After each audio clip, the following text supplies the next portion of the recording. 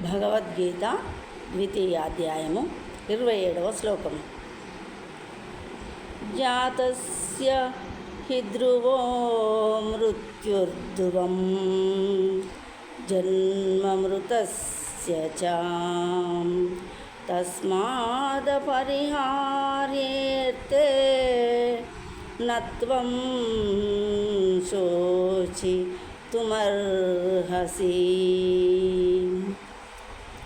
జాతస్య జన్మించిన వానికి హి నిశ్చయముగా ధ్రువః యథార్థము మృత్యువు ధ్రువం అదియును సత్యమే జన్మ పుట్టుక మృతస్య మరణించిన వానికి చ కూడా తస్మాత్ అందుచేత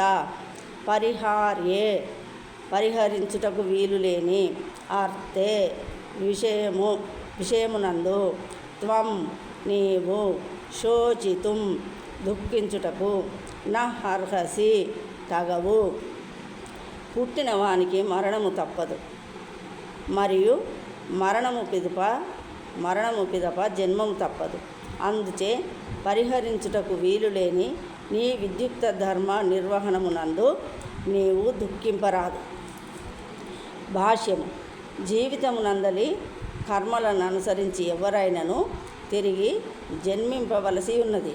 నిర్ణీత కాల కార్యములు ముగిసిన పిమ్మట మరణించిన మరొక జన్మ నొందవలసి ఉండును. ఈ విధముగా జనన మరణ చక్రమున మానవుడు ముక్తి అనునది లేకుండా సంచరించుతున్నాడు. ఇట్టి జనన మరణ చక్రము అనవసర హత్యలు, జంతుహింస, యుద్ధము వంటి వానిని సమర్థింపదు. కానీ అదే సమయమున మానవ సంఘములో శాంతి భద్రతలను నెలకొల్పుటకై అట్టి హింసాయుతమైన యుద్ధములు అనివార్య అంశములు కాగలవు.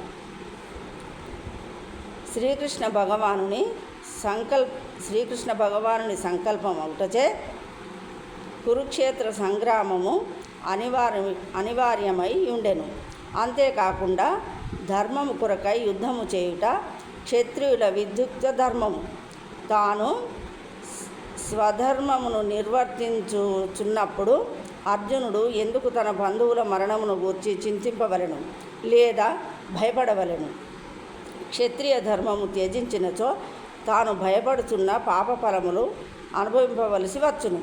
అంతేకాకుండా స్వధర్మమైన యుద్ధమును విడనాడుట ద్వారా ఎన్నడూను తన బంధువుల మరణము ఆపలేడు. అధర్మ మార్గమును ఎంచుకొనుట చేత అతడు పతనము నొందవలసి వచ్చును.